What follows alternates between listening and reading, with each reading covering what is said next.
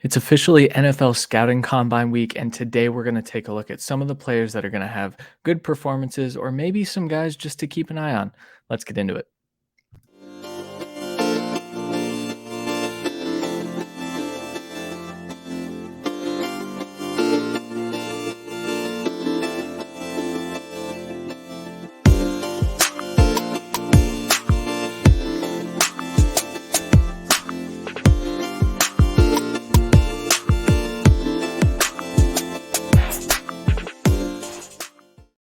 What is up, everybody? Welcome back to the Devi Royale YouTube channel. Thank you guys for being here. Make sure you subscribe, drop a like, hit the notifications button as well, as we have a ton of great videos coming out this week. Kevin's doing the Lord's work on this week of videos.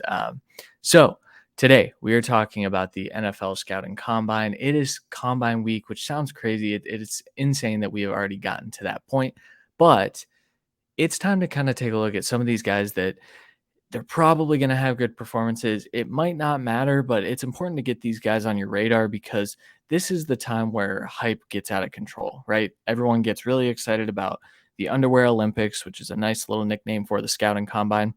And it is. There are a lot of things that matter from the scouting combine, but it's important to put some of these things into context. So we're just going to go through some of the fantasy relevant positions today. Of course, there are some guys on the defensive side of the ball and the offensive lineman that I really want to talk about. I might put out a second video this weekend, but I am excited to do this one right now. So first player that we're going to talk about is Anthony Richardson. This is going to be the Anthony Richardson show. The report came out that he is going to be throwing. He is going to be doing all the testing, which I think is a really smart move on his part, simply because this is an event that is tailored to Anthony Richardson. You've got a guy that stands, 6'4", 230 some odd pounds and slings the ball around the field like crazy and still is probably going to run a sub 4.5.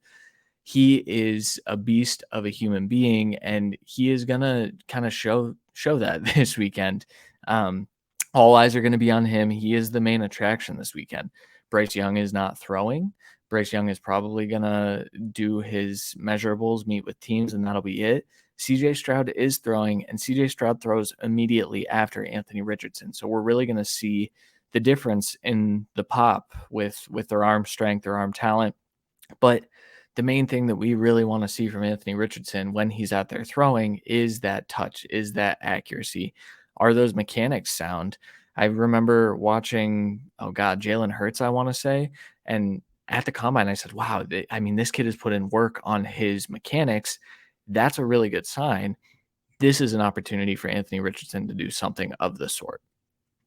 Next quarterback that I want to talk about, and we're not going to talk about a ton of guys here, but Malik Cunningham. Malik Cunningham's a guy that he really hasn't gotten a whole lot of buzz, despite being one of the guys that, they're good running quarterbacks that are fairly accurate. He was a decently accurate quarterback in college.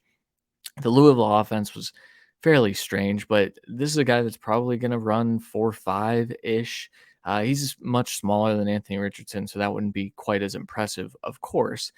But as a late round option, there are a ton of guys that, I think of the Bears as a team that could use a backup that is similar to Justin Fields in play style and their talents and what they're able to do as runners. Malik Cunningham could make himself a lot of money this weekend just running fast. I also think doing some of the throwing drills will be good for him and showing that he does have that accuracy as well. Moving over to running backs, obviously, I said it's the Anthony Richardson show, but we could have a guy that breaks the 40 record this year, and that's Devin Achane. I'm excited to see what he can do. He's projected to run a sub 4.3 and get into the 4.2s, but just how low into the 4.2s he gets, I'm not certain. I would not be shocked at all if he does break the record. But the main thing that I want to see from Devin Achane is, what does he weigh in at? Because if he weighs in at 190, 195 and still runs a blazing fast 40, he's changing a lot of narratives. There are obviously some size concerns. If you guys have followed the content on this channel, we've kind of expressed that quite a bit, that we're not certain that he is the proper size to handle a large workload at the NFL level. But speed kills in the NFL, and I always come back to it. If the Miami Dolphins are able to add him to Jalen Waddle and Tyreek Hill, it's over. It's over for for NFL defenses. So I'm excited to see him run the 40. I'm excited to see him out there doing some of the drills. I hope that he does. I think he's got to go show off a little bit, but yeah, A Chain has an opportunity here. Um, Sean Tucker. So Sean Tucker is also going to have a pretty big day, I think. He runs currently a 4.54 is what NFL Draft Buzz projects him at, but he's a track guy. I don't actually think that he is going to run quite that fast or quite that slow. Um, he's probably going to run in the 4.4s, and he's coming in at a much better size than A Chain is. So I'm excited to see what he runs. Obviously, we have our concerns with Tucker as a just a runner in general. I'm not certain that he's going to get day two capital. On the other side of things, if he goes out and he's a 9+ relative athletic score after the combine, I think we're going to feel pretty good about Sean Tucker's outlook and his development at the NFL level. And then a guy that I feel like is gonna start to creep into some narratives here. Keaton Mitchell, kid out of East Carolina, he currently is generating a little bit of buzz in the deep dynasty stratospheres. But when you kind of look at what Keaton Mitchell could potentially be, a sub 4.4 runner, I think we're looking at a 4.3 guy. He's very fast on film. But in terms of if you can get this kid out in space, he can definitely have a role for you.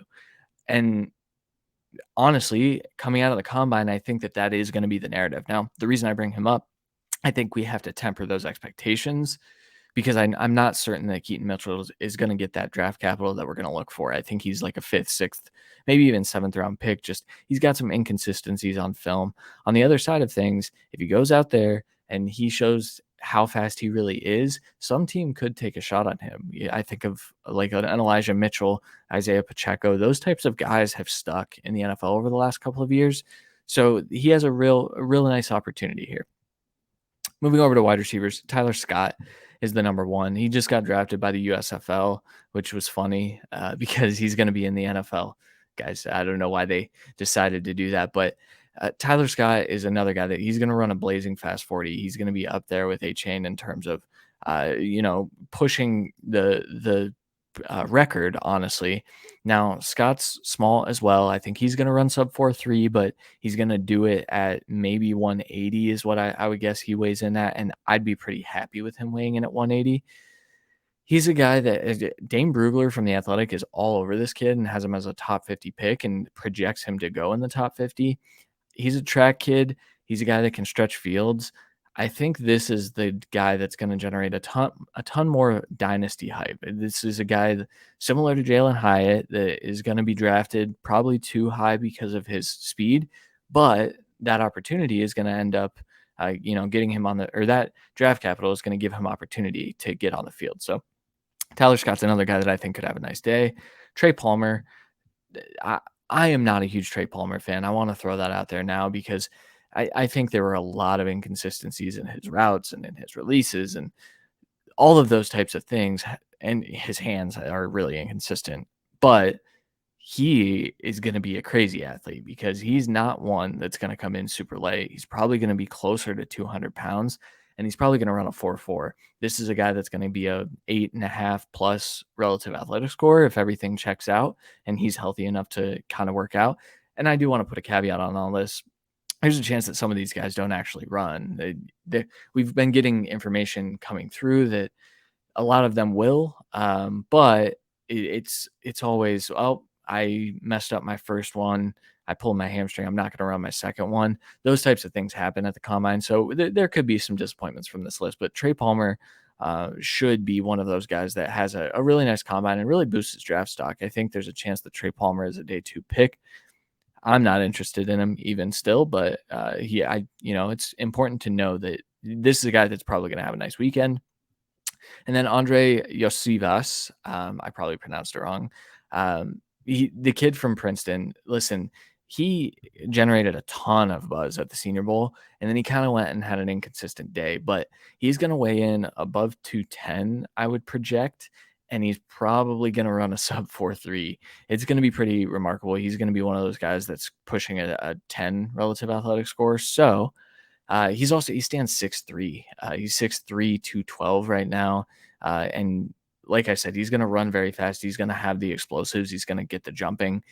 He's probably not going to break records. He's not going to be Quentin Johnston with his jumps, but I do think that he's going to have a nice day. And that's one I really don't see him getting day two capital, honestly. But we see the NFL take shots on guys like that. So I wouldn't be shocked, but I am excited to watch him run, and I'm excited to watch him kind of work out this weekend. And last guy I want to talk about, Luke Musgrave. If he's out there healthy enough to run, I do think that he's going to be the fastest tight end. I think that there's a reason that he's been, discussed as a potential first round NFL draft pick. He's probably, I mean, he's going to push 4.4s. He's a remarkably fast tight end, and he's going to weigh in pretty well. He's a big dude, but he can move. So I'm excited to see all that. On the other side of things, once again, there are going to be some guys that they don't participate, and it's a little disappointing. So just keep that in mind as we get to the NFL Combine. But it's really exciting. We are to the Combine. The draft is right around the corner. And so we're going to be here. We're going to be giving you guys NFL draft updates, prospect profiles. I took a break from the prospect profiles to do this because I'm so excited to watch the Combine this weekend. So if you are as well, make sure you hit a like, make sure you subscribe to the channel. We will be back. I'll be back sometime. Like I said, I might do a defense video this week. It is a busy time right now, though, so I might catch you guys next week with a post combine rankings list. I might do a prospect profile. We'll get something out, but as you guys know, we have a video out every day, so make sure you subscribe. Thank you guys for watching. We'll talk to you guys next time.